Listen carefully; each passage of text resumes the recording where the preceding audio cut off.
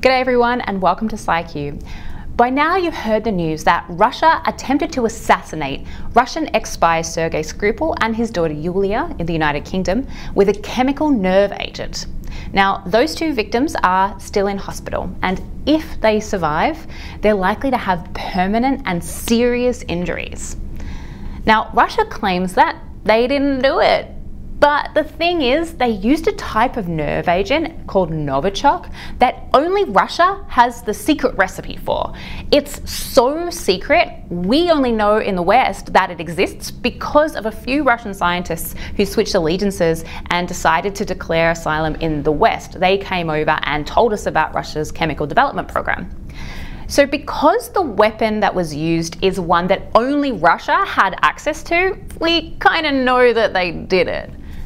Now, in response to the attack, Britain has announced the biggest economic and political sanctions in recent history, including expelling dozens of Russian diplomats that were in the UK, about 40% of the entire diplomatic force. But the United Kingdom's ability to actually hurt Russia with new economic sanctions is pretty limited. The UK already has strict economic sanctions in place against Russia, so then there's not really much more that they could take away in terms of trade. And analysts are saying that basically Putin isn't going to care. Now, the United States is in a position to hurt Russia with sanctions. Trump has already joined a statement blaming Russia for the attack and calling it an assault on the United Kingdom's sovereignty and a breach of international law. And he's not wrong. The attack was not just an attempted murder of two people. It's actually the first ever use of nerve agents in the United Kingdom since World War II and a violation of the Chemical Weapons Convention.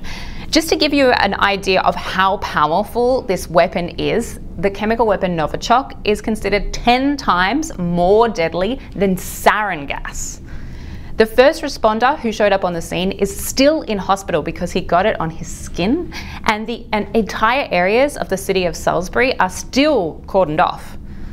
But for all that talk and expressions of support, would the United States actually impose more sanctions against Russia? Well, sadly, the answer is probably not. The United States only just today imposed sanctions on Russia for meddling in the 2016 election. Those sanctions are 6 weeks late. They were supposed to be implemented 6 weeks ago.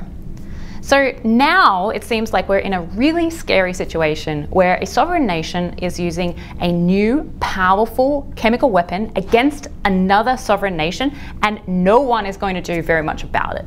Now, people have always joked about the United States being the world's police, but that's actually an important job. Right now, international conventions are being violated. The United States must take a strong stand by implementing new sanctions against Russia, because if they don't, who will defend us? But I'd love to know what you guys think. This is an issue between Russia and the United Kingdom after all. I'd love to know your thoughts on what you think the United States response should be. Let us know your thoughts in the comments below.